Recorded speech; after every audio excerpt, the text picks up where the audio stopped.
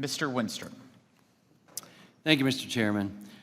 You know, poverty is said to exist when people lack the means to satisfy their own basic needs.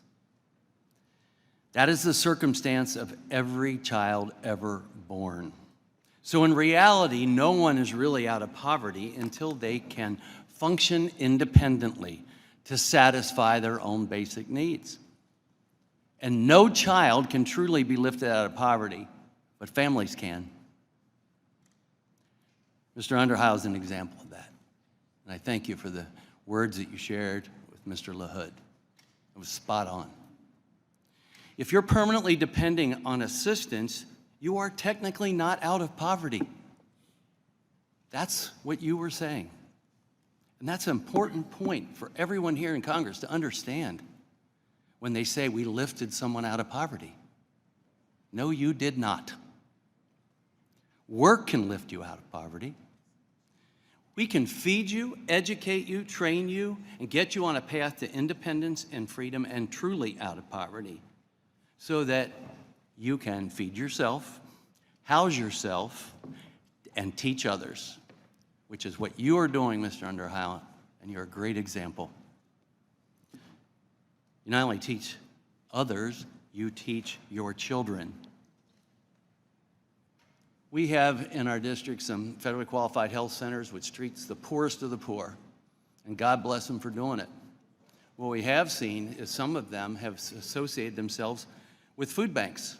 So when you do go to the doctor and try and stay healthy, you can leave with some food that's good for you. I also suggested that our food banks, we post job opportunities, because that's really the outcome we're after. That's what success should look like. Not just saying we sent people money.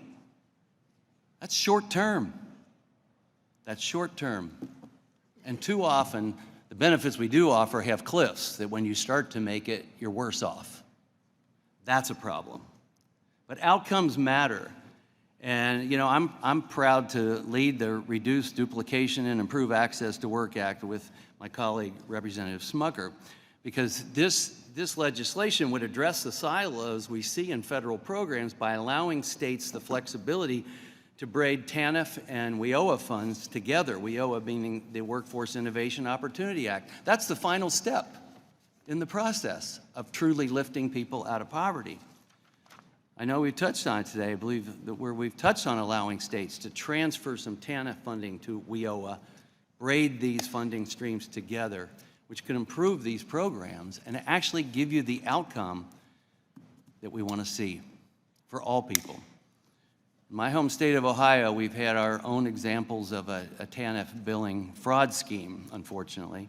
In fact, according to the GAO submission for the record for this hearing, employees of a TANF subrecipient in Ohio submitted inflated payroll expenses and misspent funds on real estate, resort vacations, and cosmetic surgery. Mr. Chairman, with no objection, I would like to submit an article detailing this story for the record. Without objection. In Ohio, we are fortunate that the courts identified this fraud and took care of it. Mr. Favre, thank you for being here. Admired your career. I'm from Cincinnati. You didn't get to beat up on us too much, but other people did, so, you know, we've seen some change. But anyway, I'm going to ask you, how do you think policymakers can act now to protect TANF funds so we don't have to continue chasing fraud after it has already occurred? Again, I can only speak in my experiences, but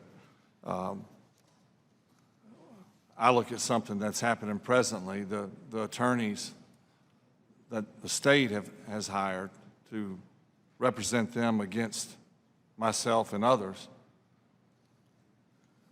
unbelievably, is being paid with TANF funds as we speak.